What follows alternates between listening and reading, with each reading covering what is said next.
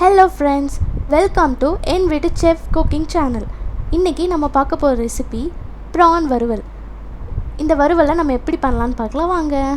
ஒரு கல் சூடானதும் நம்ம ஒரு ஸ்பூன் சோம்பு நல்லா பொரிய விடணும். பொரிஞ்சதும் ஒரு பெரிய வெங்காயம் ப்ளஸ் ஒரு ஹாஃப் வெங்காயம் நல்லா ஸ்லைஸாக கட் பண்ணி வச்சுருக்கேன். அதை போட்டு நல்லா வதக்கணும். வெங்காயம் நல்லா பொன்னிறமாக வதக்கணும். கொஞ்சம் சாஃப்டானா மட்டும்தான் நமக்கு ப்ரான் மசாலா சாப்பிடும்போது ரொம்ப டேஸ்டியாக இருக்கும். ஸோ கொஞ்சம் டைம் கொடுத்து நம்ம வெங்காயத்தை நல்லா சாஃப்டாக வதக்கணும்.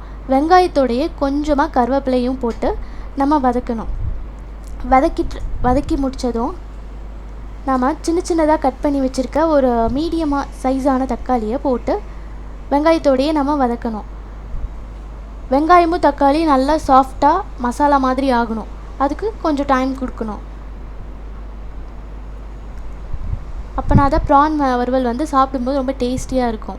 ஸோ நம்ம நெக்ஸ்ட் ஒரு ஸ்பூன் இஞ்சி பூண்டு விழுது அரைச்சி வச்சுருக்கோம். அதை இந்த மசாலாவோடு போட்டு வதக்க போகிறோம்.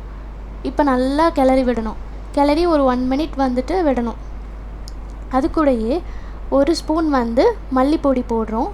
அண்ட் 1/2 டீஸ்பூன் மிளகாய் பொடி and 1/4 teaspoon சீரகப்பொடி, 1/4 teaspoon garam masala இதெல்லாம் சேர்த்து நல்லா கிளறி விடணும்.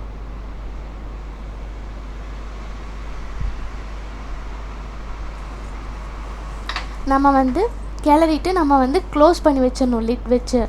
ஸோ ஒரு 2 மினிட்ஸ் இந்த மசாலாவை நல்லா போட்டு வதக்கணும். லைட்டாக தண்ணி தெளித்து வதக்கணும். ரொம்ப சாஃப்டாக இருக்கணும் இந்த மசாலா ஸோ கொஞ்சம் டைம் விட்டு வதக்கணும். 2 மினிட்ஸ் ஆனதுக்கப்புறமா லிட் ஓப்பன் பண்ணி பார்க்குறோம். லிட் ஓப்பன் பண்ணி பார்த்ததும் நம்ம மசாலா ரெடி ஆகிடுச்சு. இப்போ கொஞ்சம் எல்லாமே சாஃப்டாகிடுச்சு. இப்போ நம்ம ப்ரான் சுத்தம் பண்ணி வச்சுக்கோ. எவ்வளோனா ஒரு 500 கிராம் வாங்கி வச்சுருக்கோம்.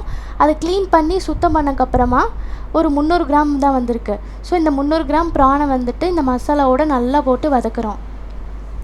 ப்ரான் மஞ்சள் போட்டு நல்லா க்ளீன் பண்ணி எடுத்து போட்டிருக்கோம். இப்போ இதை க்ளோஸ் பண்ணி வச்சிடலாம் லிட் வச்சு. ஒரு 2 மினிட்ஸ் விட்டு க்ளோஸ் பண்ணி வைக்கலாம்.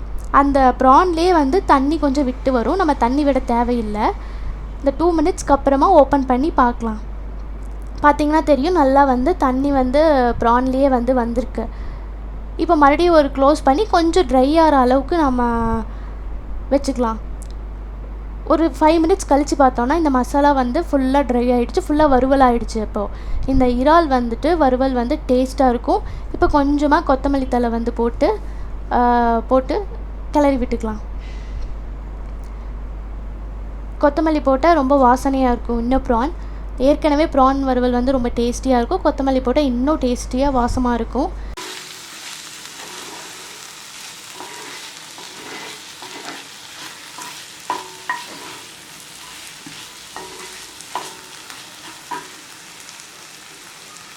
இப்போ நம்ம ஒரு பவுலில் இந்த வறுவலை ட்ரான்ஸ்ஃபர் பண்ணிக்கலாம்.